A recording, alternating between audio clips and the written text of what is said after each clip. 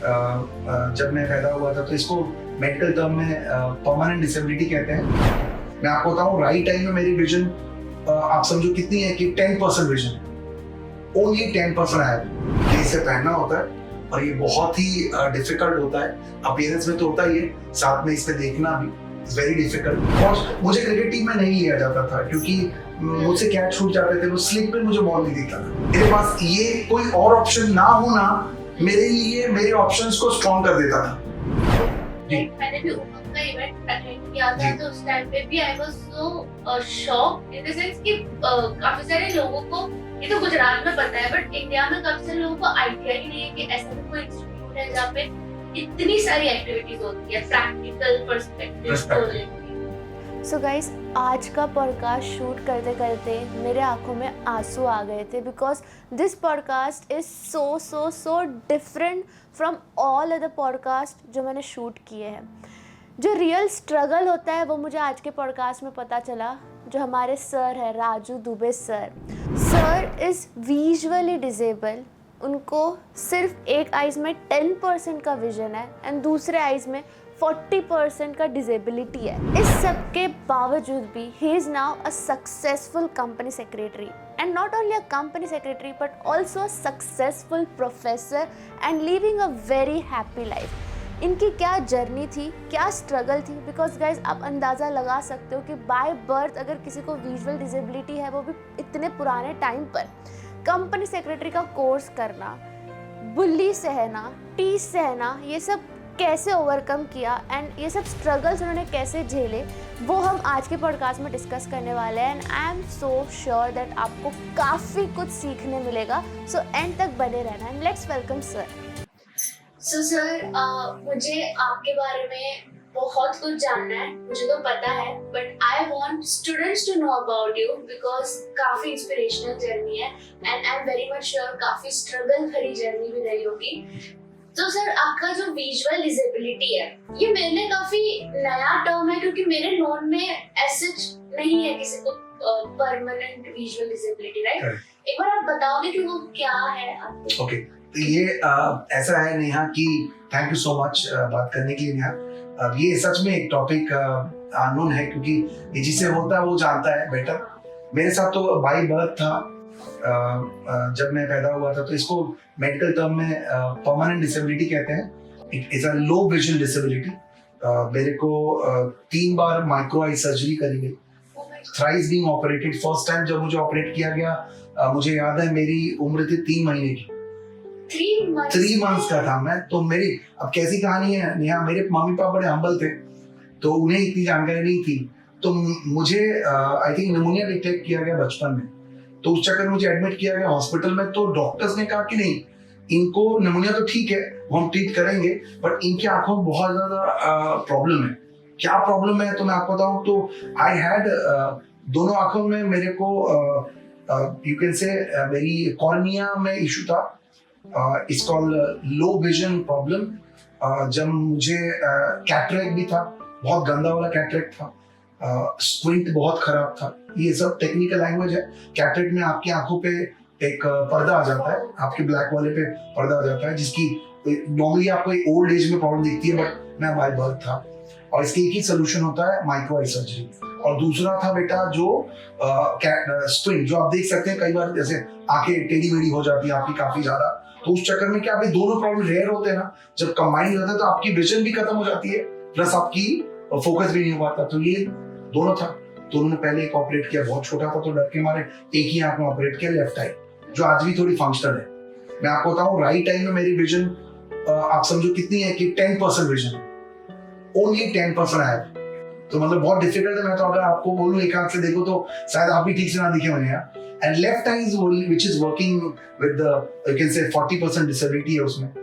और इस तरीके से जर्नी था बहुत बचपन से ही। जब मैं बात कर रहा हूँ 84 की, तब बेटा टेक्नोलॉजी नहीं थी, कॉन्टैक्ट लेंसेज नहीं थे, मोटे मोटे चश्मे। अगर मैं आपको बताऊं Neha, this is what I used to B.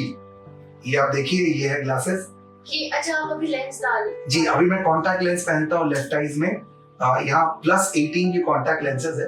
इसके ऊपर हम लोग कभी +4, +5, +10 as a reading low vision aid के रूप में हम इसे यूज करते हैं। ये इसे पहनना होता है और ये बहुत ही डिफिकल्ट होता है।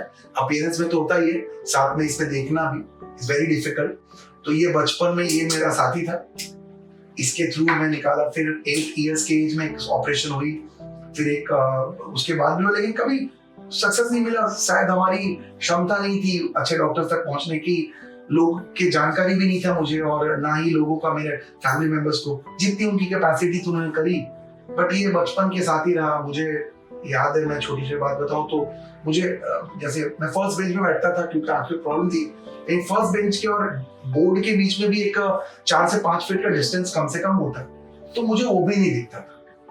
पहले आपको याद होगा उस समय बेटा कैसे होता ना कि एग्जाम्स जो होते थे स्कूलों में वो 3 फेज में होता था, first term, mid term and final. तो फर्स्ट टर्म एग्जाम में मैं फेल होता था, लिटरली फेल होता था। शायद अगर 25 बच्चे हैं तो मैं 24वां नंबर पे हूँ, 25वां नंबर पे। मिड टर्म में मैं फेल होता था ऐसे, और मेरे घर वालों को बुलाया जाता था, मुझे डांटा जाता था, टीचर बोलते थे कि ये पढ़ना ही नहीं चाहता बंदा, इसको पढ़ने मन ही नहीं है। अब मैं उनको कैसे बताऊं कि मुझे क्वेश्चन दिखेगा तब तो मैं लिखूं। उस टाइम पे ऐसा कुछ अवेयरनेस नहीं, पेपर तक नहीं मिलता था आपको बोर्ड पे क्वेश्चन लिखेंगे आपके सर, और आपको पहले क्वेश्चन कॉपी करना फिर उसका आंसर लिखना। ये बचपन की बात। तो मैं उसमें 100% फेल होता था। और मैं आपको बताता हूँ, देखो कैसा, जब फाइनल एग्जाम होती थी तो पेपर के प्रिंट आउट आते थे, जेरॉक्स कॉपी देते थे कि फाइनल एग्जाम है। और मैं बेटा आपकी और सबकी दुआओं से, मेरे माँ बाप और भगवान की दुआओं से मैं फर्स्ट आता था क्लास में। कैसे?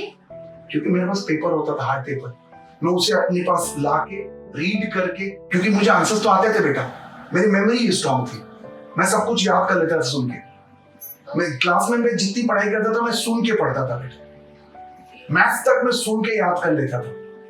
आप सोचिए, इस चक्कर में जब फाइनल एग्जाम होती थी मैं फर्स्ट आता था, और फिर मुझ पे लोग बोलते थे कि पता नहीं कैसे हो गया, ये लक है, ये किस्मत से लाया है, ये कॉपी करके लाया है, पता नहीं कैसे करके। और आप सोचो, मैं ये एक लगातार 4 साल 5 साल तक सिलसिला चला। फिर मैं थोड़ा अच्छे स्कूल में गया, फिर उसके बाद जहाँ पे हर टर्म में पेपर आते थे तो मेरा स्कूल नॉर्मल रहा, has to be in a good student category, but फिर बोर्ड वाला प्रॉब्लम या बाकी इसमें मैं पापा को ब्लेम तो नहीं करता, पर पिताजी ने कभी मुझको अलग नहीं रखा। शायद हमारे, आप जैसे आपने कहा कि आपको आइडिया नहीं है, तो हमारे घर में पेरेंट्स को किसी को आइडिया था कि ऐसा प्रॉब्लम होता नहीं। ठीक है यार, प्रॉब्लम में चश्मा है, काम करने का लड़का है, गिरते पड़ते मुझे रास्ता क्रॉस करने में बहुत प्रॉब्लम होती थी मुझे जी, राइट। लेकिन क्या होता था कि मैं सबके साथ रहता था तो या तो कई बार इग्नोर हो जाता था, या तो कई बार मुझे भी लगता था नहीं ये तो नॉर्मली ऐसे ही होता है। तो फिर ये जर्नी गई, डिफिकल्ट बहुत था बचपन मेरी पढ़ाई बेटा।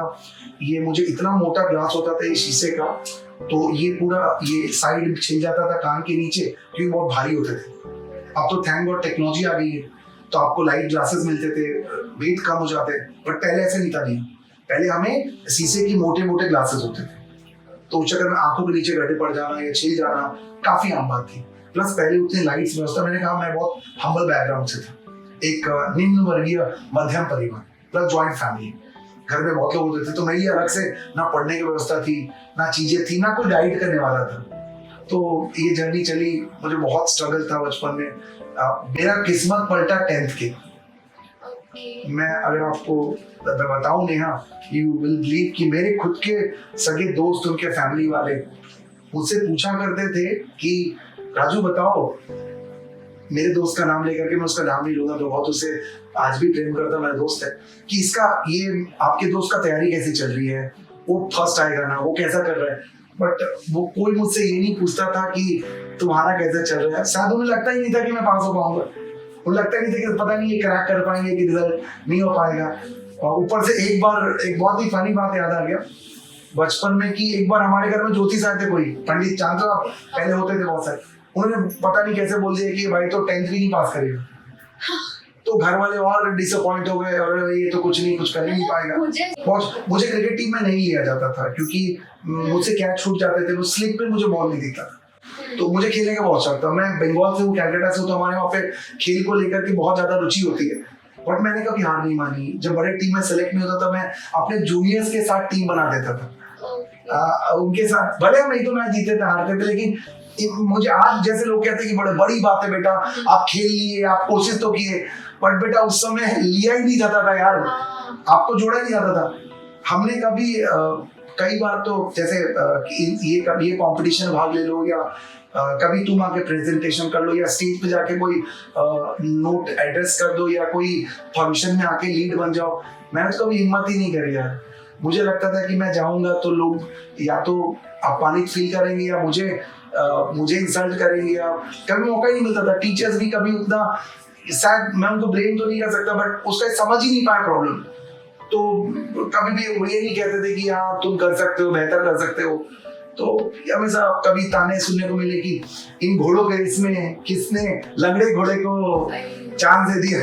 तो इतना सर, जब इससे तो बच्चे का कॉन्फिडेंस लो हो जाता है। अब आपने ऐसे टाइम पर अपने आप को कैसे स्ट्रॉन्ग रखा? लाइक आपको ऐसा फील होता था कि मुझे अपना वर्थ प्रूफ करना है? बहुत सही आपने बात की, यही था शायद। ये इतना ज्यादा मुझे जिसको आप तकलीफ कह लो या स्ट्रगल कह लो, वो इतना फेस करने को मुझे शायद ऑप्शन ही नहीं था यहाँ।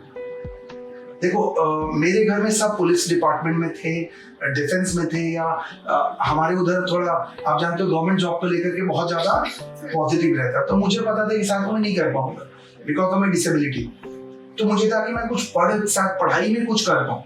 और 10th में जब मैं फर्स्ट क्लास अच्छा स्कोर किया, स्कूल में सब मुझे जाने लगे कि नहीं ये लड़का पढ़ सकता है। वही दोस्त के फैमिली वाले मुझसे मिले और मुझे लगा भाई ये तो कर सकता है। तब मुझे लगा कि अब आगे कुछ करना चाहिए। And then I think my life changed. तब मुझे लगा मुझे अपने आप को प्रूफ करना पड़ेगा, और वो करने के लिए मुझे अपने आप को एकेडमिकली अच्छा करना पड़ेगा। वही एक ऑप्शन शायद आपने बहुत सही कहा। मेरे पास ये कोई और ऑप्शन ना होना मेरे लिए मेरे ऑप्शंस को स्ट्रॉन्ग कर देता था। मेरी दीदी मेरे लिए किताबें रीड करती थी रात को, तो मैं सुनता था। मेरे भाई बहन, छोटे भाई बहन मेरे लिए असाइन ड्राइंग नहीं कर पाता था मैं, क्योंकि माइक्रो चीजें मुझे दिखती नहीं थी इतनी ज्यादा। तो वो लोग मेरी मदद करते थे, हाथ पकड़ के ड्राइंग करवा देते थे, या मेरी बहनें मेरे लिए रीड कर देती थी। कई बार दोस्त भी थे यार, मैं उनके बहुत शुक्रगुजार हूँ। कभी उन्होंने मुझे लेफ्ट आउट नहीं किया, साथ में रहते थे, हाथ पकड़ के ले जाते थे, बट ले जाते थे। वही सर, क्योंकि मुझे याद है कि जब हम 10th 12th में होते थे, हमारा कोई डिसेबिलिटी या कुछ फिजिकल इशू नहीं है, तब भी हमको दिक्कत तो आती थी कॉन्सेप्ट समझने में। आप कैसे समझते थे? आप कैसे पढ़ते थे? ओके, ये बहुत अच्छा क्वेश्चन है। मैं आपको इसको सीधा भाषा में कहूँ, कहानी तो बहुत लंबी है। अगर आपको कोई टॉपिक पढ़ने में 4 आवर्स लगते हैं ना बेटा, मुझे 8 आवर्स लगते थे। बस ये आप समझो। तो अब कैसे करके मुझे करना, मुझे बहुत क्लियर था कि भाई मेरे को इनको 4 आवर्स लगेगा टॉपिक, वो चैप्टर खत्म करना है, तो मुझे 8 आवर्स लगेगा, क्योंकि मेरी स्पीड स्लो है, मेरे पास उतना फ्लेक्सिबिलिटी नहीं है रीडिंग को लेकर के। तो वो प्रॉब्लम थी, तो वो करेक्ट करना बहुत जरूरी था। तो मैंने अपने मेमोरी स्किल्स को बहुत काम किया। मैं बचपन से मेमोरी टेक्निक्स बना देता था।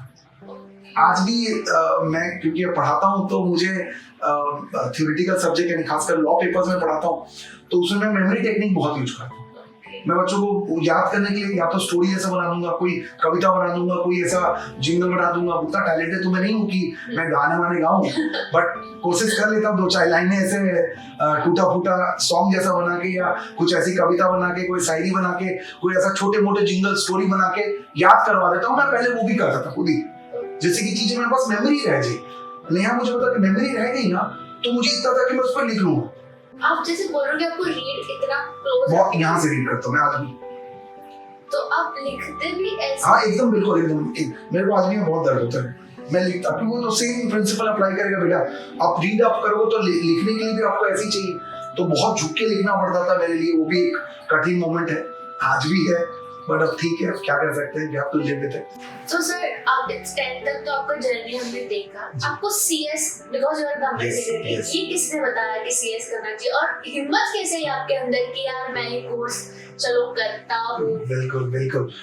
कॉमर्स के स्टूडेंट आप जानते हैं, तो कॉमर्स के बारे में, कॉमर्स जैसे आप लेते हैं तो आपके रूल होता है कि या तो CA करो, एकदम बिल्कुल, या CA ही करो।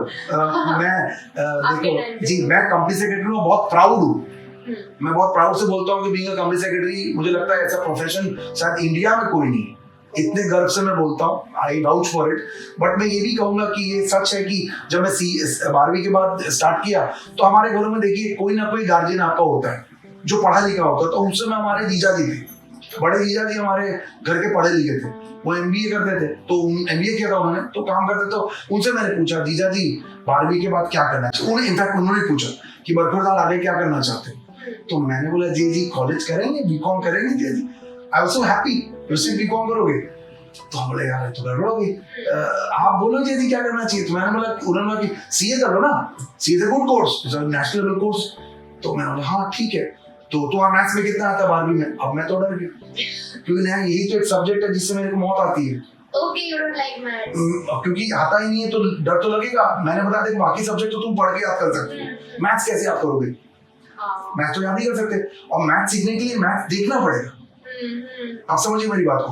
हमारे यहाँ मैथ्स के फैकल्टीज पढ़ाते हैं, they are very expert faculties, मैं उनको बहुत रिस्पेक्ट करता हूँ, बट उनको मैथ्स आती है, क्योंकि मैथ्स लिख के वो समझते हैं, वो स्टेप बनाते जाते हैं, सवाल बनती है। तो मैं क्या करूँ? तो मैं बोला यार मैथ्स में नहीं कहा, उन्होंने मैथ्स थी पहले, मैं क्या करूँ? फिर अकाउंट्स भी रिलेटेड है, प्रैक्टिकल सब्जेक्ट, जबकि ऐसा नहीं कि मुझे पसंद नहीं था। तो मैं क्या करूं? मैं बोला जी तो मैं कर नहीं पाऊंगा, मुझको लगता है कि यहाँ भी मेरी स्ट्रगल लंबी हो जाएगी। जी बोला ठीक है तो सीएस कर लो। उन्होंने कैजुअली बोला सीएस कर लो। आप विश्वास नहीं करेंगे, मुझे फुल फॉर्म नहीं पता, मुझे सीएस का फुल फॉर्म नहीं पता था बेटा, बट उन्होंने मुझे बोला कि हमारे कोलकाता में जो रीजनल ऑफिस है बेटा, इट्स EIRC, आहिरपुर रोड में यहाँ पे बेटा, कभी जाओगे कोलकाता तो रवींद्र सदन से बहुत ही अंदर की तरफ ऑफिस, हमारी इंस्टीट्यूट को थोड़ा खर्चा करके बड़ा ऑफिस करना चाहिए, रिक्वेस्ट, बिकॉज बड़ी प्यारी इंस्टीट्यूट है हमारी। तो वहाँ पे हम जाते थे, मुझे याद है उस दिन बारिश हुई थी और कमर भर पानी था इंस्टीट्यूट के अंदर तक। Oh my God. जी मैं गया था, और पहले शांतनु सर होते थे, बहुत पहले मैम भी हुआ करती थी, डांटती बहुत थी मैम, लेकिन बहुत प्यार भी करती थी हमें, कभी मना नहीं करती थी, हम बैठ के पढ़ते थे, बहुत समय निकला हमारा वहाँ पे EIRC में। तो मैं गया वहाँ, मैंने प्रोस्पेक्टस भी 100 रुपए की आती थी पहले, नहीं prospectus with form, application form. आप सब दिन ऐसे बोलो वहाँ चले जाओ इंस्टीट्यूट लिया मैंने, और मैं वहाँ से, हमारे कोलकाता में एक जगह है कॉलेज स्ट्रीट, वहाँ पे पढ़ाई के लिए बहुत फेमस। तो मैं वहाँ रिटर्न गया, हमारे कॉलेज वहाँ होती थी, वहाँ में गया और दिन भर बैठ के पढ़ा मैं प्रोस्पेक्टस पूरा, अकेला था मैं, और 2 कप चाय पी।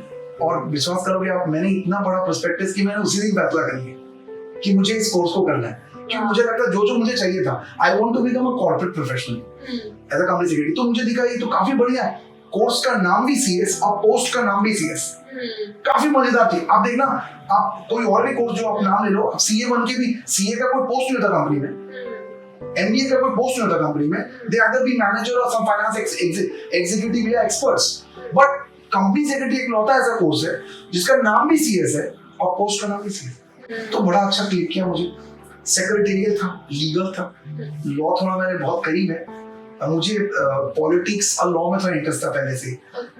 मैं अगर टू बी वेरी ऑनेस्ट मौका मिलता तो मैं सिविल सर्विस जरूर ट्राई करता, मेरे दोस्त भी साथ में चाहते थे, पर उस समय हमें गाइडेंस नहीं मिली बेटा।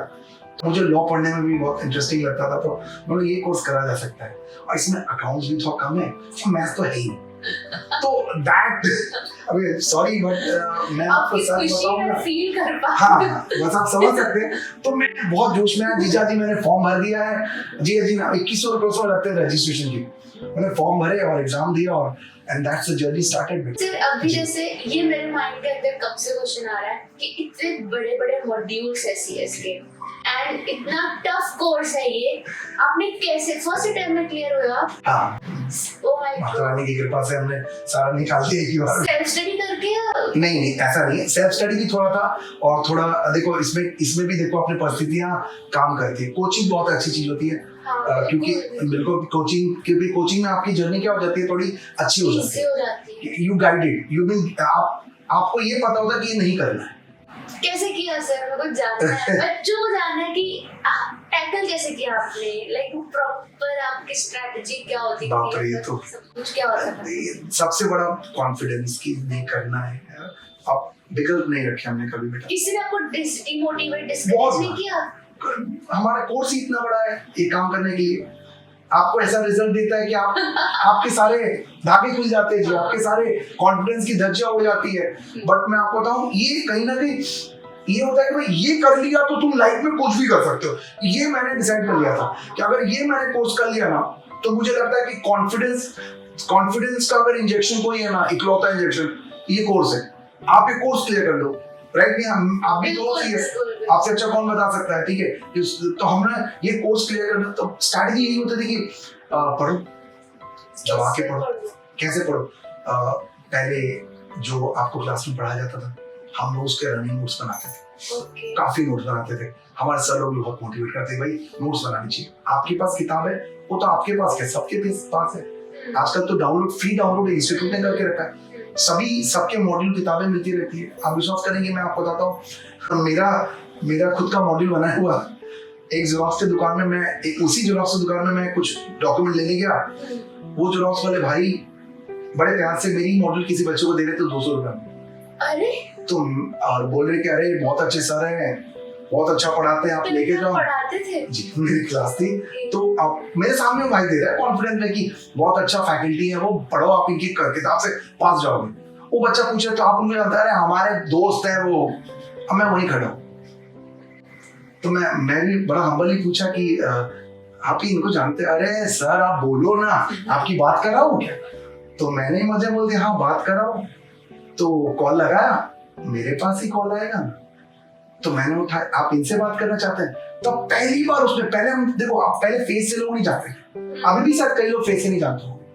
तो पहले क्या कल्चर नहीं था कि फोटो वोटो डालो आप इंस्टाग्राम पे एक्टिव हो या गूगल वगैरह पे, पहले नहीं होता था। पहले आप बाय नेम कि हाँ राजू दुबे बोल कोई सीएस पढ़ाते Dubey sir, in fact I be known as Dubey sir, तो बहुत लोग जानते थे। तो सर अब बेचारे की तो उसको लगा गया ये मैंने क्या कर दिया, तो मैंने नहीं कोई बात नहीं। तो मैं बता रहा हूँ कि आजकल तो 1 रुपए में 3 कॉपी जेरॉक्स होता है, तो पेपर से कोई नहीं पास हो सकता नहीं। हाँ आपको खटना पड़ेगा, आपकी अपना वाला हिस्सा का मेहनत तो आपको करना पड़ेगा।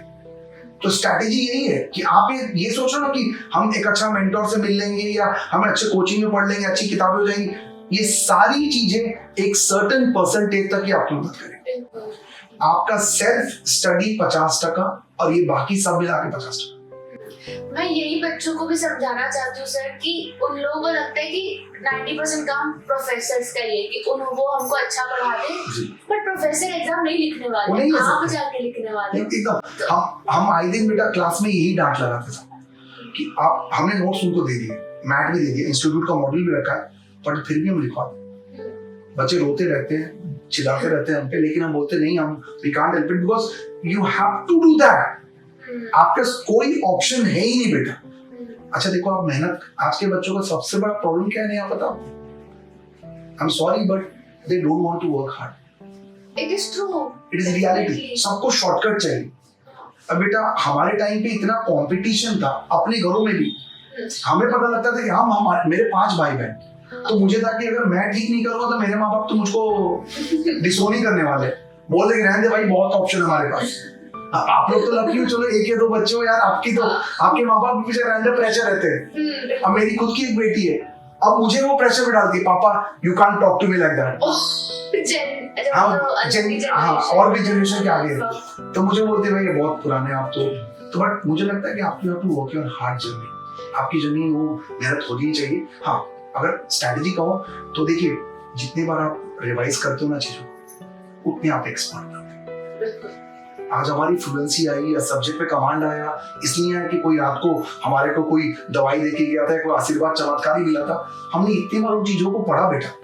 Coming from Hindi background, absolutely Hindi background में था मैं, तो मुझे पहले ही पता था कि मुझे तो पहले इंग्लिश भी सीखना पड़ेगा। और मुझे लगता है इस कोर्स में जो लोग आते हैं ना, 50% ज्यादा ऐसे बच्चे आते हैं, they come from humble family, they come from regional language background, चाहे गुजराती मीडियम हो, हिंदी मीडियम हो और एनी रीजनल बैकग्राउंड मीडियम, जिसका असर होता है बेटा।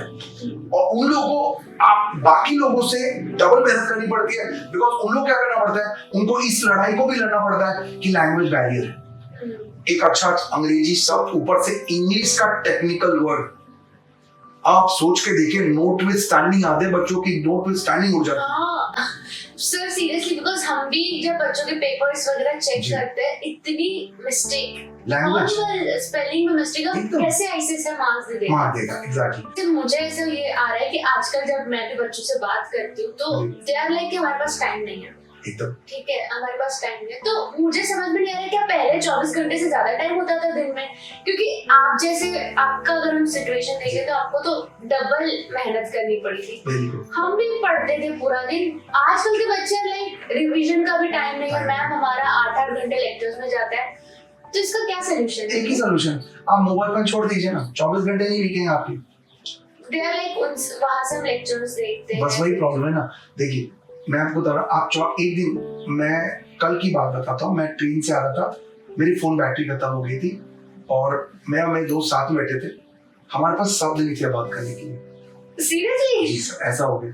जबकि आप सोचिए इतने पुराने दोस्त हैं हमारे पास, तो 500 किलो बात होता है, इतने बात होते हैं। लेकिन मैं आपको चैलेंज दूंगा यार, आज के दिन में अगर आप जिसको लगता है ना कि समय नहीं उसके पास, मोबाइल छोड़ दे एक दिन के लिए, वो आपको आके बोलेगा दिन ही नहीं कट रहा है दीदी, मैं क्या करूं।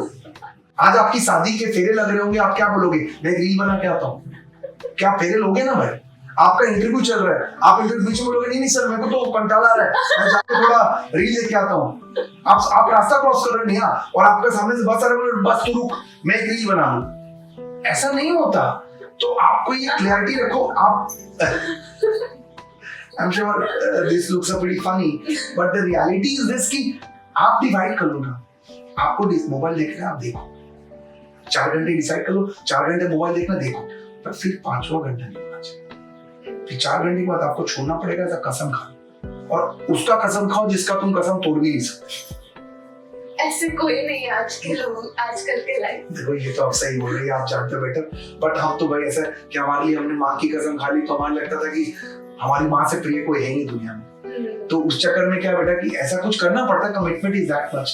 अब देखिए अगर आपको इस देश का सबसे बड़ा डिग्री में से एक चाहिए तो कुर्बान। जी, जितने बड़े सपने उतने बड़े कुर्बानी।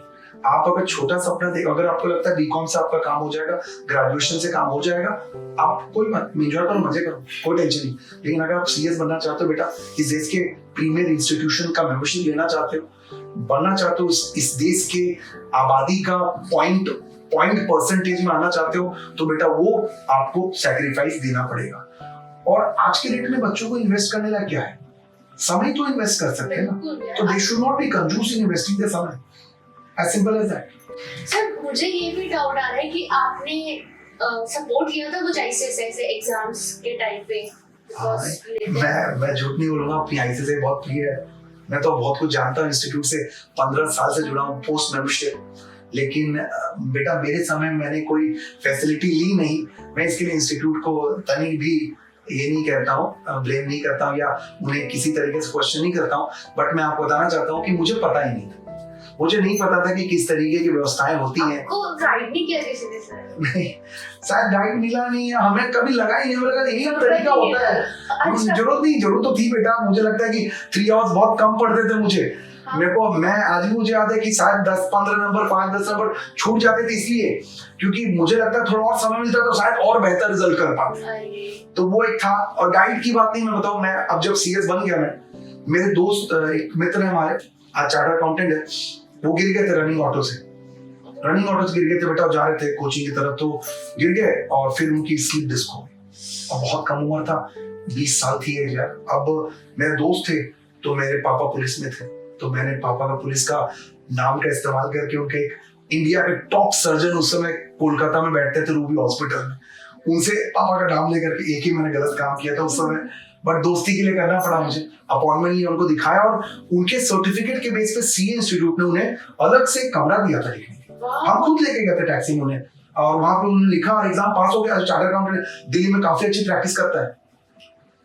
So sir, it is very shocking and inspirational too for me कि आपने बिना कोई सपोर्ट के एग्जाम्स को क्लियर करा। But what was your reaction जब आपको पता चला कि you are a CS now, जब रिजल्ट आया था प्रोफेशनल? तभी भी 25 फेब को रिजल्ट आती थी, फेब को आती थी और जून वाला आता था, और बस वैसे रिजल्ट हुए। पैटर्न अपना इंस्टीट्यूट बहुत परमानेंट है, वही रखता है। 25 तारीख को बहुत एकदम इस मामले में वो सालों साल टिका रहे, फेविकॉल वाला जोर है। तो जब अब इसकी भी कहानी, अब रिजल्ट आई 2 बजे, रिजल्ट आती थी, रिजल्ट 2 बजे, और इंस्टीट्यूट का वेबसाइट खुले, और विश्वास करो नेहा, सबके रिजल्ट आ गए, मेरे ग्रुप के सबके रिजल्ट आ गए, जो पास होना था पास हो गया, जिसके एक निकला सबका आ गए, मेरा रिजल्ट खुला ही आधा घंटा 1 घंटा। तो आप सोचो कैसी, मतलब आदमी को लगेगा, मतलब ये तो लटका दिया ना आपको, एरर 404, एरर 202। अब पहले हमारे घर में मशीन तो होता नहीं था, कंप्यूटर, तो हम साइबर कैफे जाते थे, तो वहां गए, तो साइबर कैफे वाला भी समझ गया सर कोई नहीं सर, बाद ही में पैसा देना। मैं गुस्सा होकर चला गया अपने दोस्तों के साथ, हम एक साथ रहते थे कैलकुलेटर, तो वहां चला गया, मैंने बोला छोड़ यार, हमारा एक मेरा दोस्त था सीए कर रहा था, तो उसको बड़ा मन, उसको मुझसे ज्यादा एक्साइटमेंट थी, मजे लेने थे कि क्या भाई तेरा रिजल्ट नहीं है, पर छोड़ यार, मैं तो गुलाब जामुन लेके आया था और थोड़ी खा ले। फिर शाम को 6 बजे मैं ऐसे मुरझाया मूड से उठा, मैं जाता हूँ एक बार देख लेता हूँ, लास्ट उसका हो गया, समझ जाऊँ मैं तैयारी करनी कल से वापस। मैं गया, बटन दबाया, तो पहले ना धीरे करके खुलता था ऐसे रिजल्ट, एक बार नहीं खुलता था। अरे बहुत पहले की ट्रेजेडी थी। तो ऐसे नाम आया, तो नाम के बाद एक मॉड्यूल का रिजल्ट आया, पास। फिर इसने बोला, और मैं लोग ऐसा कहते हैं रैंक फर्स्ट क्लास, बेटा जिस दिन रिजल्ट आता है आप भी फील कर सकते हो, एक बार पास हो जाओ, सही में हमें नहीं पता वो रैंक टॉप बात की बात है, आप पहले पास देखना चाहिए। हाँ। तो बेटा मुझे याद है जब नीचे पास देखा मैंने, मतलब भूल जाओ सब कुछ, वहीं मैं चिल्लाना चालू, मेरे पॉकेट में 50 का नोट था, मैंने साइबर कैफे में दिया, मतलब भाई साहब चेंज, तू रख ले यार, तू रख ले आज, यही है। तो वो खुशी सेलिब्रेशन आज भी भूली जाती नहीं। मुझे लगा था जीवन बदल गया था उसी दिन में, उस दिन जीवन बदल गया था। मैं सोचा उस दिन मैंने सारे सपने देख लिए, कैसे करना है वैसे करना है, सारे सपने देख लिए, बहुत मजा आया। और फिर लगा कि हाँ आप हो सकता है, आप कुछ कर सकते हैं। फिर जब आपने इंटरव्यू दिया, जॉब स्टार्ट की, उस टाइम पे क्या कंपनी को आपने अपना कंडीशन बताया? हाँ, ये मैं इंटर्नशिप पे आता हूँ सबसे पहले। तो जब मैं इंटर्नशिप करता था, मैं एक फर्म में था इंटर्नशिप में तब, तो मुझे मिनट्स ड्राफ्ट करने के लिए दिए गए थे बोर्ड मीटिंग के लिए। सर थे, हम लोग तो प्यार से उनको भैया भी बुलाते थे कई बार। तो हमने टाइप करनी पड़ती थी मिनट्स को, पहले फिजिकली वो कंप्यूटर में तुम्हें टाइप किया, और आप नहीं विश्वास करेंगे नहीं, इसको मैं I am admit on record कि करीब एक पैराग्राफ में मैंने 15 मिस्टेक किए थे। और क्या मिस्टेक थे, सब कैपिटल ए नहीं लिखा, स्पेलिंग गलत आ गई, स्पेसिंग नहीं हुआ, और ये all because of my eyes. भैया रीड कर रहे जा रहे, कुछ नहीं बोल रहे, लेकिन उनकी आंखें, उनका एक्सप्रेशन, मुझे सब कुछ पता चल गया था। वो मेरा जॉब का तीसरा दिन था। मुझे याद है मैं सीधा अपने दोस्त के पास गया, मुकेश सर, जो आज मुकेश परीख, वो भी कंपनी सेक्रेटरी हैं, हम साथ में पढ़े गए। उनका भी रोल है मेरे फाइनल के एग्जाम में, मुझे अपने साथ अपने घर लेके चले गए कि साथ में पढ़ेंगे। मैंने कहा ना, वो पढ़ते थे, वो मेरे कारण चिल्ला के पढ़ते थे और मैं सुनता था। वो बोलते थे गजब इंसान है यार, मैं पढ़ता हूँ, ये सुनता है और ये पास हो जाता है। तो उनका भी बहुत सपोर्ट था मेरी लाइफ में। तो मैं गया और उनके छत पे हम लोग सब मिले दोस्तों के साथ, बहुत रोया था यार। ऐसा लगा कि इतना मेहनत किया मैंने यार, और जब मैं सीएस का काम ही नहीं कर पाऊंगा तो क्या फायदा इसका। बहुत रोया, बहुत। मैं उस दिन ऐसा लगा कि सब कुछ छीन गया, बहुत रोया था। तो उस दिन मैं सोचा कि मैं पता नहीं क्या होगा। मुकेश सर ने बहुत सपोर्ट किया, नहीं कुछ नहीं, क्या फालतू बातें करता। Who said that? Let's go. Next दिन मैं गया, सर को भी पता चल गई थी उसको। सर ने भी फिर मुझे बोला, कोई कैसी बातें कर रहे हो तुम, मैं तो ऐसे तुम्हें टेस्ट कर रहा था। नहीं स्टिल मोटिवेटिंग है। They used to, तो बहुत टेक्निकली बहुत समझदार आदमी थे, तो मुझे कम कंप्यूटर काम देते थे, बाकी टाइम मुझे बाहर का काम देते कि आरओ से चले जाओ, आरडी का ऑफिस चले जाओ, ये डायरेक्टर के ऑफिस जाकर मीटिंग करके आ जाओ, उनसे ये बात प्रेजेंटेशन करके आ जाओ, ये सब काम देने लगे। और इसमें काम में बहुत अच्छा था, और मैं काफी मतलब लोगों से बात करना मिलना अच्छा लगता था मुझे, और काफी रैपो बन गई थी मेरी। So I used to do this. Sir भी बहुत खुश थे, and then journey becomes smooth. Then I got a job. मैं जॉब लेके सीधा बड़ौदा, अहमदाबाद, फिर अहमदाबाद से बड़ौदा, बड़ौदा से बॉम्बे, ऐसे जाया करता था। काफी लिस्टेड कंपनी काफी किया मैंने, एंड काफी सपोर्टिव एनवायरनमेंट है। मैंने मैं कहीं बोलना नहीं पड़ा कि मेरी आंखों का प्रॉब्लम है। मैं तो कोलकाता छोड़ना भी नहीं चाहता था। मेरे ऑफर लेटर था, मुझे याद है आज भी, एक छोटी सी कहानी है। ऑफर लेटर लेके, ऑफर लेटर पहले फिजिकल होती थी यार, तो ईमेल लेवल कल्चर नहीं था, तो आपको ऑफर लेटर आपको ऑफिस जमा करना पड़ता था, तो आपको साइन करके देंगे तो कंफर्मेशन हो। तो मुझे याद है मुकेश मेरे दोस्त मुझे बाइक में लेके हावड़ा जा रहे थे, स्टेशन जा रहे थे हम लोग, और बीच में हावड़ा ब्रिज जाती है, आपने सुना होगा। तो वो बहुत तेज हवा चल रही थी, और ये ऑफर लेटर उड़ा और सीधा गंगा में। अब मैं बोला, देख भाई अब तो मैं नहीं जा सकता, अब तो मैं नहीं जा सकता भाई, ऑफर लेटर नहीं है मुझको तो ऑफिस भेज देंगे। और मेरी ट्रेन की टिकट कंफर्म थी, तो ऑफर लेटर अब गिर गया पानी के अंदर। और ना आजकल तो क्या सबका मोबाइल होता है, तो ईमेल कॉन्टैक्ट ऐसा कुछ, तो मुझे नेक्स्ट डे जाके आरओ से वापस से ऑर्डर लेना था, फिर मुझे जाना था। नहीं ट्रेन नहीं मिलेगी एंड ऑल दैट। मुकेश बोला, नहीं तू जा, कुछ नहीं हो तू जाना यार, तू जा, उस दिन जाके तू वहां पे खराब काम करके आ जा। यार ये बंदा बेच के जाएगा। मैं भी था कि जाऊंगा, मैं 10 दिन जाऊंगा बेटा, अच्छे से होटल रहूंगा, कंपनी फ्री अकोमोडेशन देती है, नहीं आऊंगा, फिर तो चला कौन गुजरात जाए। This is my statement and approach. I am sorry. मैं आया, पता नहीं, अब कहते नहीं कि मिट्टी, शायद मुझे भी शायद back of the mind conscious में था कि मेरे दोस्तों के सामने मुझे कुछ प्रूफ करके दे, तो मैं दिन रात नहीं देखता था। मुझे याद है ऑफिस के टाइम मेरी होती थी 9 to 5 या 5:30, but I have to be there 8 o'clock, I have to be till 8 in the evening, और कई बार 10, 11, 12 मेरे सर जब तक नहीं जाते थे मैं नहीं जाता था। वो कई बार अपने साथ मुझे अपने घर ले जाते थे। अब मेरे लिए, अब उनके, मेरे सीईओ साहब का जो टिफिन आता था मेरे लिए भी आता था उनके घर से। भाभी इतना प्यार करती थी हमें, और like everybody used to respect me. I got a promotion very soon. Sir जब इतना सब कुछ स्मूथ चल रहा था तो क्यों छोड़ दिया आपने जॉब? हाँ मैंने, एंड आप टीचिंग में क्यों, मतलब कैसे हुआ ये एक अच्छा क्वेश्चन है। मेरे फैमिली वाले बड़ा प्राउड करते हैं कि ये क्वेश्चन आपने पूछा है, क्योंकि जब मैंने डिसीजन लिया था, एक कहानी कैसी थी नेहा, जब मैं एक कंपनी में सीएससी था, बड़ौदा में था मैं, तो हमारे इंस्टीट्यूट के आसपास के रास्ते में अलकापुरी, वेरी फेमस प्लेस, मैं ऑफिस होती थी उधर, तो वहां पे पहले ना बच्चों का आई कार्ड में स्टैंप लगवानी पड़ती थी सीएस की, तब एडमिशन होते थे। नहीं तब बेटा वो तो सीए में होता, एग्जाम फॉर्म। हमारे में क्या होता था यहाँ, आपको एडमिशन के लिए आई कार्ड पे सीएस का स्टैंप चाहिए, मेंबरशिप चाहिए, एक तरीके का सर्टिफिकेशन। जी ये प्रोसेस था आईसीएसआई। उनको पता चला कि मैं इस बिल्डिंग में हूँ, तो मुझे याद है नाजिया, रेहाना, आशीष, ये सब पहले बच्चे थे मेरे, वो आए ढूंढ के। तो आप भी सोचो, अगर आपके पास कोई आप स्टूडेंट आके मिले, आपको लगे कि आपको थोड़ा अच्छा फील होगा, बिल्कुल बहुत अच्छा लगेगा कि वाह। जी। तो मैंने उनको अपने कैबिन बुलाया, मैं बैठा हुआ था, और शायद मेरी मीटिंग थी, बोर्ड मीटिंग वगैरह। नेक्स्ट डे तो मैं तैयारी में था, तो सूट वूट में थी, तो काफी अच्छा मैंने था, तो बच्चों को बड़ा अच्छा लगा। मैंने तो एक कॉफी बनाया, बिस्कुट कुकीज खिला दिए, बच्चे इतने खुश हो गए, इंस्पायर हो गए बेटा। वो कहा जाता है रियल चीजें ज्यादा इंस्पायरिंग होती है बेटा। तो मैंने साइन ऑन किया। तो फिर मैंने, तो बच्चों क्या पढ़ते हो, क्या सब्जेक्ट है, जैसे अपन बात करने लगते, बात छिड़ गई, तो मैंने 2-3 चीजें उनको बता दी ऐसे ही करके, हाँ ये पढ़ लेना, ऐसा कर लेना। हाँ मुझे क्या पता कि दे ऑलरेडी प्रिपेयर्ड समथिंग, कि सर आप मंडे टू फ्राइडे जॉब करते हो, बाकी 2 दिन आप क्या करते हो? तो हम कुछ नहीं करते, मैं तो बैठा रहता, मूवी देखता हूँ। आप हमें पढ़ा दो यार, पढ़ा दो। नहीं यार कैसी मजाक कर, मैं नहीं यार दिमाग खराब है क्या, मैं नहीं पढ़ा। भैया प्लीज सर प्लीज पढ़ा दीजिए यार। नेहा मैं ठीक है चलो आ जाओ, तुम्हारी मर्जी। मेरे को लगा 2 दिन आएंगे लोग, चले जाएंगे। हमारी डील क्या हुई आपको बताता हूँ, बड़ा मजेदार था, कि आप लोग मुझे बड़ौदा के सबसे फेमस आइटम खिलाओगे।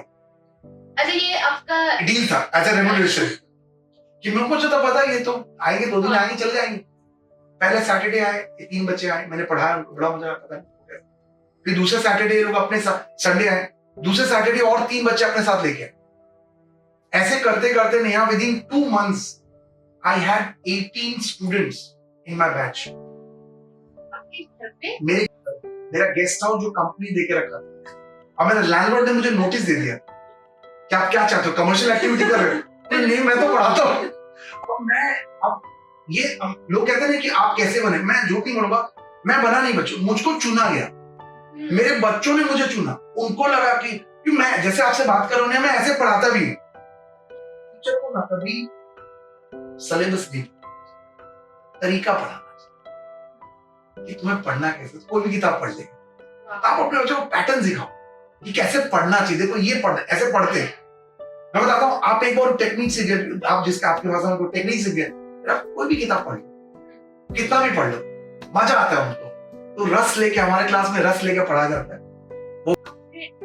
जो पढ़ाया वो सारे के सारे।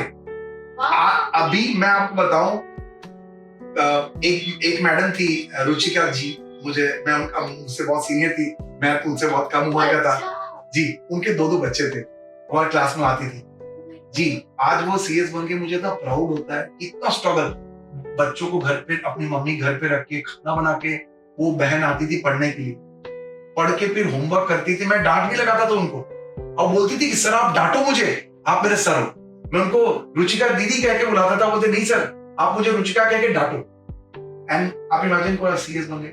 2 बहनें थी, देयर वर 2 सिस्टर्स, दोनों एक परिवार की। दोनों सीएस बन के आज एक दुबई में एक ऑस्ट्रेलिया में। जी वो सब बैच के स्टूडेंट में। वो एक साइंस का बंदे थे, बच्चा तो नहीं कह सकता, मुझसे बहुत सीनियर थे, एयरफोर्स के थे। ही फ्रॉम एयरपोर्ट, पुलिस वर्दी में आते थे मेरे क्लास में। तो मुझे लगता था ये सर बोलूं कि मैं क्या बोलूं, तो मेरे को पता नहीं मैं क्या बोलूं सर, लेकिन वो बहुत प्यारे थे। वो साइंस के थे तो मुझे डेबिट क्रेडिट भी सिखानी पड़ती, बट वो भी बहुत इच्छा से पढ़ते थे। ऐसे करके वो बैच इतनी प्यारी रही नेहा, उन लोगों ने मुझे इस प्रोफेशन में डाला, बोला कि नहीं सर आप इसके लिए बने। कौन से मोमेंट में आपको फील हुआ कि आप जॉब छोड़ देते हैं, मतलब रिस्क? जी उन लोगों ने मेरा साथ कब दिया जब किसी ने साथ भरोसा नहीं किया होगा। वही तो मैंने खुद नहीं सोचा था कि मैं सीएस टीचर बनूंगा। उन्होंने मुझे एहसास दिलाया कि नहीं सर आप बहुत अच्छा पढ़ाते।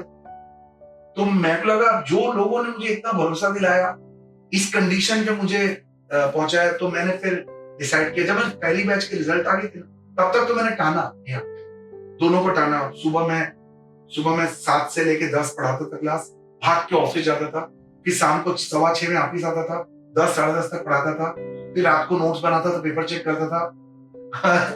और होता था पहले फिल्मों में दिखाते हैं ना कि मैं सुबह उठता था, बेटा वो दूध वाला के ऐसे लेफ्ट हैंड से मैंने दूध का पैकेट उठाया और अपने कपड़े ऐसे एक तरफ रखे, गैस ऑन किया, दूध का पैकेट डाला, दूध गर्म हो रही है, उतने टाइम में मैं नहा के आऊंगा, बाहर कॉर्नफ्लेक्स डालूंगा, कप में लूंगा, फाइल, बच्चों का नोट्स, कपड़े, बैग लेके उठा के गाड़ी सामने खड़ी है, मैं बैठा हूँ, नाश्ता कर रहा हूँ, ऑफिस पहुंच रहा हूँ। ये फिल्मों में हम देखते थे, मैं लाइफ जी चुका जी। और कई बार ऐसा होता कि मैं ऑफिस खत्म होने वाला है, मेरे बच्चे नीचे खड़े बाइक लेके कि सर आ जाओ। मैं नीचे उतरा नहीं कि एक बच्चा बैग पकड़ा, हम सीधा कोचिंग। रास्ते में कोई चाय लेके आ रहा है, कोई समोसा लेके आ रहा है, ये जर्नी थी। और ये बहुत मोटिवेट करते थे, तो मेरे को लगता था ये बहुत मेरा साथ दिए, तो मैं इनको छोड़ नहीं सकता, इनके साथ में ऐसे करके कॉर्पोरेट से साथ छुट्टी मिल गई मुझे। 5-6 साल लगा मुझे, क्योंकि मैं आपको सच बताऊं नेहा, मेरे बिजनेस का जो आज जिसको बिजनेस कहते हैं, मेरी क्लासेस का जो कैपिटल था वहीं से आता था। मैं सैलरी जी वही सैलरी से मैं 1 महीने की सैलरी से कभी बेंच लिया, 1 महीने सैलरी से कभी मैंने एसी डाली, 1 महीने सैलरी से कभी मैंने बोर्ड व्हाइट बोर्ड पे नया पहली बार व्हाइट बोर्ड आया था, तो व्हाइट बोर्ड डाला, फिर हम वो कुर्सियां लाते थे, फिर अलग अलग पंखे लाते थे, फिर जो चीजें जो कोचिंग क्लास में चाहिए। फिर मेरी वाइफ मिली और साथ हमारा उस समय स्टार्ट हुआ, वो भी मुझको कंपनी मिली थी। अच्छा आपका लव मैरिज है? हाँ मतलब ऐसा तो है, आप कह सकते हैं जी। वो भी मुझे वहीं मिली, तो मुझे भी सीएस ये भी सीएस का ही दिन है।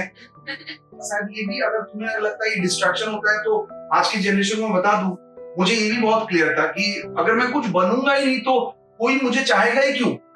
क्योंकि मुझे ऐसा लगता है कि लड़के ना या तो सफल होते हैं या तो असफल होते। कोई लड़के सुंदर असुंदर हैंडसम और ये सब नहीं होता, ये रियलिटी है। मैं बीइंग अ मेल कम्युनिटी से मैं काफी लड़कियों में ऐसे ही है, लड़कियों में भी आजकल ऐसा ही हो गया है, सफल है असफल है। जब नए बच्चे बैच बना, आप जब ग्रो कर रहे थे, जब मुकेश सर की भी एंट्री हुई, काफी खतरनाक एंट्री थी। क्या थी एंट्री? जी मेरे आप समझिए कि आधा डीडी इंस्टीट्यूट या आधा मैं, यानी मुकेश सर, शब्द नहीं है वर्णन करने के लिए उनके लिए। वो क्या है हमारे लिए, दोस्त कह लीजिए, भाई कह लीजिए, कॉमर्स के भाषा में पार्टनर कह लीजिए, सब कुछ भगवान है हमारे, सब कुछ है। उनसे बहुत कुछ सीखा। मुझे याद है हम जब कोचिंग पढ़ते थे बेटा, मैंने भी कोचिंग थोड़ी तो ली, उतना सामर्थ्य नहीं था कि हम सब सब्जेक्ट की कोचिंग ले सके। तो हमारे बीच में मुकेश सर बहुत अग्रेसिव थे, बोला ठीक है देखो मैं प्रैक्टिकल के सब्जेक्ट की कोचिंग लूंगा, राजू लेगा लॉ का कोचिंग, और हमारी दोस्ती सीमा वो लेंगी बाकी रिमेनिंग सब्जेक्ट की कोचिंग। हमने बांट ली, तो फाइनेंशियल्स भी मैनेज हो गए। हमने कोचिंग लिया, फिर लेके फिर सर हमें प्रैक्टिकल पढ़ाते थे। हम उन्हें पहले से सर जी साहेब बोलते थे प्यार से, हम आज भी बोलते। तो मुकेश सर हमें पढ़ाते थे प्रैक्टिकल्स, हम उन्हें पढ़ाते थे लॉ, और सीमा हमें पढ़ाती थी बाकी जो अलाइड पेपर्स। तो सीमा ड्राफ्टिंग बहुत अच्छी, वो हमें ये सब बहुत अच्छे से कराती थी। तो हम तीनों का एक ट्राई था, खतरनाक ट्राई, आज भी है। We have unconditional support to each other. हमारे में भले कल एक मैसेज कॉल करना काफी होता है, हाजिर हो जाएगा जहां जैसे, ऐसा है, ये बॉन्ड है हमारे बीच में। तो मुकेश सर मेरे जन्मदिन पे आए थे, 2013 की बात है ये, मेरा बर्थडे था, he was there my place. तो हम ऐसे ही अपने टेरेस पे थे, बारिश हो रही थी, दोनों चाय पी रहे थे, तो मजाक में उन्होंने पूछा और बता तेरे बर्थडे में तुझे क्या चाहिए। मैंने कहा जाओ ना सर, आप भी आप आगे बड़ी बात, अरे बोल बोल आज मन है मेरा देने के लिए। तो मैंने बोला चलो मजाक में ऐसे मजे से ले रहे, तो मैं भी बोल देता हूँ सर। और सर लॉरियल में MBA CS करने के बाद उनकी इच्छा थी MBA करने की। He did his MBA. He's a SIBM Pune graduate. Yes, he did his MBA. He was posted as a brand manager in L'Oreal India, the brand company. उस समय मुझे याद है इनकी सैलरी 1500 लाख के ऊपर थी उस समय जी। आपके बात 2013 की बात, आप इमेजिन करें, प्लस पर्क्स जो फैसिलिटीज थे वो आए हुए थे मेरे लिए। तो मैंने बोला कि साहब सर आप रुक जाओ ना, पढ़ाते ना साहब। तो मैं हंस के उसका चला गया, बोला थोड़ी ना रुकने वाले। आप विश्वास करेंगे दोस्तों, मैं घर आया, नीचे लैपटॉप खुला हुआ था, लैपटॉप पे उनका रेजिग्नेशन था अपने कंपनी को, रिजाइन करके बैठे थे वो। आधा घंटा नहीं होगा हमारी बात की हुई, रिजाइन करके बैठे थे। मुझे लगा मजाक करें मुझसे, दिखाया उन्होंने मुझे रेजिग्नेशन। मैंने देखा, मैं पढ़ा, मेरे आंख से आंसू नहीं रुक गए। बोले कोई पागल है, आपने कौन करता है यार ये। मैं मजाक कर रहा था, अरे सर क्या मजाक, तूने मांगा, मेरे भाई ने एक चीज मांगी, मैं नहीं कर सकता क्या। मैं जॉब छोड़ दी, 1 सेकंड में छोड़ दी। बहुत मतलब कैसे कोई कर सकता है, शायद ये साहेब ही कर सकते हैं और कोई नहीं कर सकता, एकदम है वो वही कर सकते हैं। उन्होंने किया, फिर तो ऐसा समझो कि मैं डबल हो गया, 4 हाथ हो गए मेरे, 4 दिमाग हो गए मेरे, इतना पावर आ गया। फिर हमने DD इंस्टीट्यूट की, समझो सच में जो इंस्टीट्यूट वाली जो हमने कल्पना करी थी, यस, वो छोटे से क्लासेस से इंस्टीट्यूट फॉर्म में हमने इसको लेके गए। हमने इंफ्रास्ट्रक्चर पे काम किया, एक art of the city class बनाई, और उसके बाद और भी टीम हायर करी, रैंक्स पे काम किया, रिजल्ट्स बनाए, एंड थोड़े हमारे पास फाइनेंशियल्स भी, मुकेश सर के सारे प्रोविडेंट फंड के पैसे भी लगवा दिए हमने, अपने भी सारे सेविंग्स के पैसे डाल दिए। लेकिन तब कॉन्फिडेंस था कि अब तो भाई आ गया, अब क्या चिंता है, और बढ़िया करेंगे। अभी तो आई थिंक गुजरात में, स्पेशली वडोदरा में, it is one of the top coaching for CS, right? Exclusive CS। Exclusive, ये सही है। CS के रिलेटेड हमने बहुत काम किया। नेहा मैं बताऊं, मुझे लगता नहीं है कि और भी लोग करते होंगे, बहुत अच्छा ही करते होंगे, लेकिन हमने जैसे कुछ एरियाज में बहुत अच्छा काम। मुझे पता है, जैसे सर भी बता रहे थे कि आप लोग बहुत सारे अलग अलग प्रैक्टिकल इंटरव्यूज, मॉक इंटरव्यू, जो चीजें कंपनी सेक्रेटरीज में एज अ स्टूडेंट नहीं पाया जाता। हाँ। अब क्योंकि हमारा बेसिकली एक डिस्टेंस लर्निंग प्रोग्राम, अब डिस्टेंस लर्निंग होने के कारण क्या होता है, एक बच्चे का वो जो 1-on-1 इंटरेक्शन होता है, जो ग्रूमिंग जिसको हम कहते हैं, जो 20 स्कूल्स में कराई जाती है, तो हमारे यहाँ नहीं कराई जा सकती। अब आप CS बनोगे तब तो आपको CLTP करने को मिलेगा, टॉप करने को मिलेगा, या आप जिसको TDOP कहते हैं, आजकल बहुत सारे नाम है, मुझे उतना डिटेल नहीं पता, लेकिन हमने बूट कैंप जैसी चीजें चलाई जिसके थ्रू हम स्कूल्स में जाने लगे, और स्कूल के बच्चों को हमने शार्क टैंक जैसी चीजें जो टीवी में इतना फेमस है वो हमने उनके लिए करवाई। ऐसे sessions on stock market, marketing management, इस करके बहुत सारी चीजें, मॉक इंटरव्यूज कराए, प्लेसमेंट, समर इंटर्नशिप्स कराई बच्चों की। अब यस एग्जैक्टली, उसके बाद हमने मॉक मूड कोर्ट रूम्स, जो हमने मूड कोर्ट ट्रायल्स जो होते हैं, जैसे कंज्यूमर कोर्ट हो, NCLT, वो सब हमने कराए। हमारे बहुत सारे प्रैक्टिसिंग के मित्र हैं या प्रोफेशनल्स, उनको हमने बुलाया एज ए जज, एज ए इवेंट ऑर्गेनाइजर। आप जैसे बहुत सारे होस्ट एंड दोस्त हमारे लिए आए, इन बॉम्बे से, कोलकाता से, दिल्ली से। मेरा सर्कल बहुत मजबूत था। आज I have friends in Adani and big corporate जो एलुमनाई थे। SMTP होता था, नेहा शायद आपको पता होगा, मैंने CCGRT से करी है। यस, MSOP जिसको आप कहते हो, पहले रेसिडेंशियल प्रोग्राम था, तो वहां पे हमने करा, तो बहुत अच्छी बैच बन गया। उनके साथ मेरा बहुत अच्छा कनेक्ट है, बहुत अच्छे दोस्त है मेरे। दे लाइक, एक खाली मैसेज करना होता है, they are ready to help. तो चाहे प्लेसमेंट, आज प्लेसमेंट एक बहुत बड़ा इशू है। क्या होता है कि कई लोग जानते ही नहीं, इंस्टीट्यूट बहुत कोशिश कर रहे हैं, मैं मना नहीं कर रहा, लेकिन क्या है कि बेटा आज एक कोई भी अच्छा कोर्स ब्रांड तब बनता है ना जब उसकी चर्चा घर घर में हो। पेरेंट्स को CS का ट्यूटोरियल समझ में नहीं आए, बट ये पता चलेगा कि मेरा बच्चा अडानी में CS, मेरा बच्चा टाटा में CS, मेरा बच्चा रिलायंस में CS, मेरा बच्चा महिंद्रा में CS, एलेम्बिक में CS, तब हाँ भाई बड़ा पोस्ट है, बड़ा काम कर रहे हैं। तो then they start talking to each other. वही They're talking to circle. हमारी Yes. भी एक स्टूडेंट थी, वो भी ऐसा बोल रही थी कि उसके पेरेंट्स, वो भी सीएस कर रही है और काफी ब्रिलियंट स्टूडेंट है, उसने सीएस एग्जीक्यूटिव का भी रिजल्ट का वेट कर रही है, एक ग्रुप तो निकल गया। शी वाज लाइक कि मेरी मम्मी रील देख रही थी कि 12th के बाद हाई कोर्सेज पेइंग कौन से है, Right. उसमें सीए आ गया, सीए में भी आ गया, बट सीएस नहीं आ Exactly. पाया। और उसकी Exactly. मम्मी से कि तू ये कौन सा कोर्स कर रही है, तेरा वाला क्यों नहीं आया इसमें? एंड आई वाज स्पीचलेस कि ये तो कैसी बात क्या है? क्या ही बोल सकते हैं एग्जैक्टली इसमें। अब ये कब आएगा बात, जब मुझसे कोई पूछता है कि एज अ प्रोफेशनल में क्या करना चाहिए। देखिए, मेरे पास भी एक अच्छी नौकरी थी, मुकेश सर के पास बहुत अच्छी नौकरी थी, और आज हम उसमें होते तो शायद डायरेक्टर होते या और अच्छा काम कर रहे होते बहुत बड़े लेवल पे, बट हमें कभी गिल्ट नहीं हुआ इस बात। मुझे लगता है कि आज मैं सीएस बना, मैंने अपने नीचे कई हजार बच्चों को सीएस बनने के लिए प्रेरणा दी, और इनफैक्ट बनाया सीएस, राइट। तो कई घरों में, हजार ज्यादा घरों में पर्सनली हमें जानते हैं।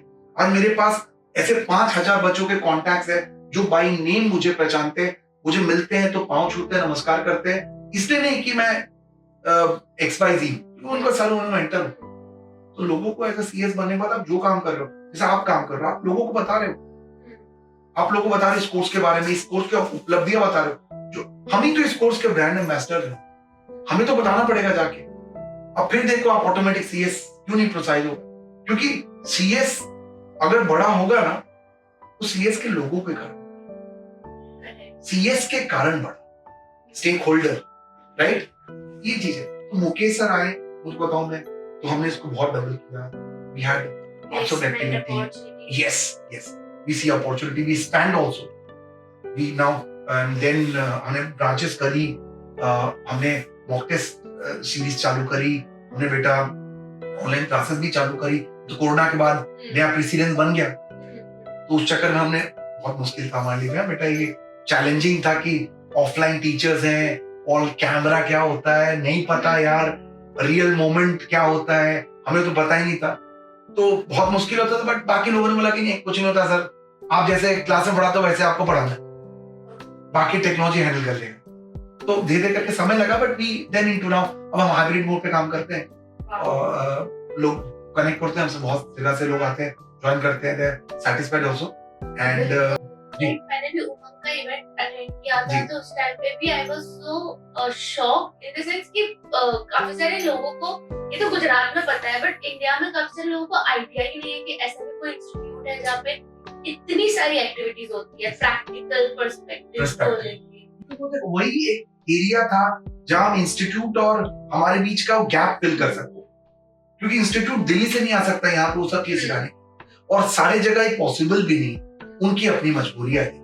तो सर अभी बस लास्ट क्वेश्चन जाते जाते एक, कि आप इतने सारे बच्चों को कब से पढ़ा रहे हो, तो एक कुछ एडवाइस है, कोई एक ऐसी क्वालिटी जो आपने ऑब्जर्व की होगी बच्चों में, जो गिव अप से लेके रैंक लेकर आ जाते हैं, वैसे कुछ बच्चों की कुछ क्वालिटी? क्या बात है, बहुत प्यारा क्वेश्चन है। 2009 से ये जर्नी चल रहा है, और ऑब्वियसली जब तक है जान चलेगा। बिल्कुल। और ये ऐसे बहुत सारी स्टोरीज है नेहा बच्चों के, जहाँ पे लगता था कि मुझे याद है एक बच्ची थी, she like doing BBA and CS together, उसका हेक्टिक करिकुलम। अब BBA में अटेंडेंस कंपलसरी होता, 4 आवर्स की कोचिंग CS की, सेल्फ प्रिपरेशन, और उसके 8 आवर्स की कॉलेज, उसका प्रतिदिन 16 घंटे का करिकुलम था, असाइनमेंट्स अलग, बहुत बेचारे। लेकिन ऐसे मुझे लगता था कि बेटा तू कैसे मैनेज करेगा, तो नहीं सर मैं कर लूंगी, आप बस सपोर्ट रखो। तो हमने उसके साथ थोड़ा कभी एक्स्ट्रा बैठ गए, कभी उसको थोड़ा गाइड कर दिया, कभी उसके टाइम टेबल पे काम कर दिया, कभी उसके एक्स्ट्रा आवर्स क्लास लगा दिए, कभी उसको बैकअप दे दिया, that's it. So bring some results which are fabulous, ranks के बराबर का result. Then I remember student Kasturi, single parent child, बेटा अकेले हॉस्टल में रहती थी। आप सोचो उसका बीकॉम ऑनर्स था, अब ये पता नहीं कैसे उसने ले लिया। उस चक्कर में उसका क्या होता था कि उसकी प्रॉब्लम क्या थी, वहां पे अटेंडेंस कंपलसरी, यहाँ भी पढ़ना है, साथ में उसको इंटर्नशिप भी करनी पड़ती थी, साथ में CS करना, and up getting fantastic scores, almost like her AIR in final. आप सोचो, ये सोनिया ठक्कर, उसको कान में सुनने की तकलीफ, मुझे पहले पता नहीं था। तो क्लास में ना, एक तो गुजराती मीडियम की बच्ची, तो आप समझो उसके एकदम हम्बल बैकग्राउंड, उसके बाद वो क्लास में उसको ठीक से सुना ही जाता था। अब बच्चे चिढ़ाते थे, बच्चे तुम जानते हो क्लास में तो क्लास होता है, 100 बच्चों के बीच में आपको चिढ़ाते थे। अब वो बेचारी क्वेश्चन पूछती थी, हम जब आंसर थे दोबारा तिबारा पूछती थी, वो हर चीज पूछती थी, तो सारी क्लास अनॉर्ड होती थी, उसका कई बार इंसल्ट भी करते थे लोग, तो मुझे बहुत बुरा लगता था, बट वो हम उसको अलग से बैठा कर पढ़ाते थे। She like and up scoring like, कहते हैं सबके मुंह पे टमाटर, ऐसा स्कोर लेके आई लड़की। भाई बहन की जोड़ी थी, लोग बोलते थे पता नहीं कर पाएंगे नहीं कर पाएंगे, दोनों सीरियस। ऐसे एक और कहानी है उर्वी, फर्स्ट हमारे all India rank, first rank of reading institute ji. तो ये उस समय उमंग में आए थे वो, एग्जैक्टली हमने फेलिसिटेट किया था, क्योंकि हमने तब उम्मीद भी नहीं की थी कि रैंक पता नहीं आएगा नहीं आएगा, बड़ी उसने, लेकिन उसको था कि मैं हमेशा क्लास में बोलता था कि मैं बैच में रैंक नहीं आ गई यार, मुझे रैंक चाहिए, तो वो इसको ये बात बहुत लग गई। सर हमेशा बोलते रहते हैं यार कि आप में से कोई ला पाएगा नहीं, then see bring that first rank, बहुत स्पेशल है हमारे लिए, फर्स्ट ईयर है। इसके बाद तो मुझे याद है जुगल अभी लेटेस्ट रैंकर है, उसकी स्टोरी बहुत इंस्पायरिंग है। क्लास का एकदम बहुत ही नॉर्मल बच्चा, साइलेंटली मेहनत करता रहता था, अपने ही दोस्तों में बहुत कंपटीशन था उन लोग की गैंग में। फिर जब वो निकला, जब वो सीएस बना, ऑल इंडिया रैंक लाया, तो उसकी बीकॉम में केटीआर नहीं क्लियर नहीं कर पाया, तो अडानी में इंटरव्यू था उसका। तो अडानी में इंटरव्यू में पूछा कि आप सच में ऑल इंडिया रैंक कर रहे हो, रैंक 8 लाए हो आप ऑल इंडिया, वो भी सीएस प्रोफेशनल में, और आपका केटी है बीकॉम में, आप ऐसे कैसे? तो बोलता है कि सर ये हमारा टोटका है, हम पूरा ध्यान इस पे देते थे, तो वो एग्जाम मैंने छोड़ दिया। मैं चॉइस था कि ये एग्जाम दे, तो मैंने ये चुना। तो ऐसे लोगों ने बहुत मोटिवेट किया हमें भी, कि जहां पे ऐसा लगता था कि पता नहीं ये कर पाएंगे कि नहीं कर पाएंगे, ये स्ट्रगल को झेल पाएंगे नहीं झेल पाएंगे, 7 पेपर 9 पेपर एक साथ, लगातार एग्जाम, बीकॉम साथ में चल रहा है, फैमिली का फंक्शंस है, घर में पूजा है, आप जानते हो सब आजकल कंपलसरी भी होती है बहुत सारी चीजें, वो हैंडल करके हेल्थ इश्यूज आ गए। एक बच्ची मुझे याद है, मुझे आज भी याद है, रात सुबह 5 बजे में कॉल आया, उसकी मम्मी बोली एग्जाम देने जाता हम डॉक्टर पास लेके गए, बॉटल चढ़ाने की saline water, she fainted almost. तो उसको लेके मैंने 1-1.5 घंटे मैंने बात करी होगी, मेरे फैकल्टी टीम मेंबर्स उन्होंने बात करी 1-1.5 घंटे, तब वो जाके काम हुई। इट वाज जस्ट स्ट्रेस, वो 3 रात से सोई नहीं थी, बहुत प्रेशर। तो फिर वो एग्जाम में आई, हम उसके साथ गए, वो कई बार चक्कर आ गया उसको एग्जाम सेंटर में, हमें डर लगा, हमने रिक्वेस्ट कर दी बेटा छोड़ दे, इससे बड़ा तो तेरे से ऊपर थोड़ी ना exam, but she brings some results, वो क्लियर हो गए, एकदम क्लियर हो गए। कंपनी सेक्रेटरी है, उनकी इंटर्नशिप चल रही है almost, she is going to be a completed internship, I think दिसंबर में खत्म हो जाएगी। वाओ, ऐसे लोग हैं, मैं तो क्या बताऊं, 75-80 स्टोरियां हैं, सबकी ऐसी स्टोरियां कि आदमी को याद करने बैठे तो खत्म ही ना हो प्रोग्राम। बट जी हाँ, बहुत सारी बातें हमने करी भी हैं। हमेशा मुझे लगता है कि सीएस एक कोर्स नहीं है, एक लाइफ है, इस लाइफ को लीव करना पड़ता है। मेरे लाइफ में मेरे सबसे प्रिय मित्र मुकेश इस कोर्स के कारण मिले, हम मिले ही थे सीएस कोर्स के लाइन में। हम फॉर्म भरने के लिए पहले फिजिकल फॉर्म भरनी पड़ती थी, तो मैं लाइन में खड़ा था, वो लाइन में खड़े थे, हमारी वहां से मित्रता हुई, और आज भी मैं इस कोर्स को धन्यवाद देना चाहूंगा। मेरी लाइफ, मेरी वाइफ मिली इस कोर्स के कारण, और इतना बच्चों का प्यार, हजारों बच्चों का प्यार, आप सबका, मेरी टीम, स्ट्रॉन्ग डीडी इंस्टीट्यूट की टीम जो मुझे परिवार जैसा मानती है, दुला करती है, रिस्पेक्ट करती है, और इतने सारे लोग। अब मेरे पिताजी भी गुस्सा नहीं करते, उनका बहुत इच्छा था कि मैं कोई डिपार्टमेंट ज्वाइन करूं, बट आप बोलते हैं नहीं अच्छा काम करता है, तो वो मोटिवेट करता है मुझे, अच्छा लगता है, ऐसा लगता है कि आई कॉन्ट्रीब्यूट। एक बच्ची थी, मुझे याद है, छोटी सी बात बताता हूँ, खाली पाँव आती थी क्लास, क्यों? मुझको पहले उसने बोला था, उसने मान्यता रखी है। एक दिन मैंने मेरे टीम मेंबर को बोला कि एक दिन जाओ देख के आओ ये कहाँ से आती है। वो बहुत ही मतलब रेंट पे रहती थी घर, बहुत ही लो लाइन एरिया में, उसके इतने पैसे नहीं होते, पैदल आती थी बिना चप्पल के। तो मुझे बहुत उस दिन बुरा लगा कि हम लोग बोलते हैं कि तकलीफें नहीं है, तकलीफें बहुत थी, उसने मान्यता भी रखी थी, नो डाउट अबाउट इट, कि मैं जब तक सीएस नहीं बनूंगा मैं चलता नहीं पाऊंगा। क्या इमेजिन यार, these things are there. I remember कि एक मैम है, अब तो चैप्टर के चेयरमैन रह चुके हैं, नमिता जी, उनको हेल्थ की बहुत इश्यू होती थी, साइनस था उनको बहुत खतरनाक लेवल का, कई बार उनको प्रॉब्लम हो जाती थी रियल क्लास के अंदर। शी मोटिवेटेड, उनके दो थे and she still fought to be a CS, science background की बंदी, Wow. एंड दैट मोटिवेटेड कि नहीं हम ये अच्छा काम कर रहे हैं, हमें करेंगे ये काम करना है मुझे। उन एक कोई ना कोई बैच में ऐसा बच्चा आता था जिसको देख के लगता था कि जैसे वो पराज हो या जो मैंने आपको बताया, कई सारे बच्चे जिनको देख के ऐसा लगता था कि नहीं यार हमारी प्रॉब्लम कुछ नहीं। फिर जर्नी है, चलती रहती है, और मौका मिलेगा, भगवान चाहेंगे और अच्छा करना चाहते हैं। बिल्कुल बिल्कुल, आप डिजर्व भी करते हो सर। एंड आई थिंक ये जो इंस्टीट्यूट है, डीडी इंस्टीट्यूट, आई थिंक सारे बच्चों को, सीएस बच्चों को पता होना चाहिए, एटलीस्ट जो आ सकते हैं फिजिकली वो तो एकदम। बिल्कुल, क्योंकि जो स्किल्स के ऊपर ध्यान दे रहे हो आप लोग को, मुझे बहुत अच्छा लगा। वही बच्चों को ज्यादा डिफरेंशिएट करेगा कंपटीशन में। And thank you so much sir, बहुत मजा आया आपसे बात करके, बहुत कुछ सीखने मिला। हम हंसे भी और हम थोड़ा बहुत इमोशनल भी हो गए, but this journey of you is like hats off sir. Thank you so much Neha, और आपने भी काफी हंसाया भी और काफी रुलाया। You have been inspiration to us. Thank you so much, God bless you. Thank you so thank much. You.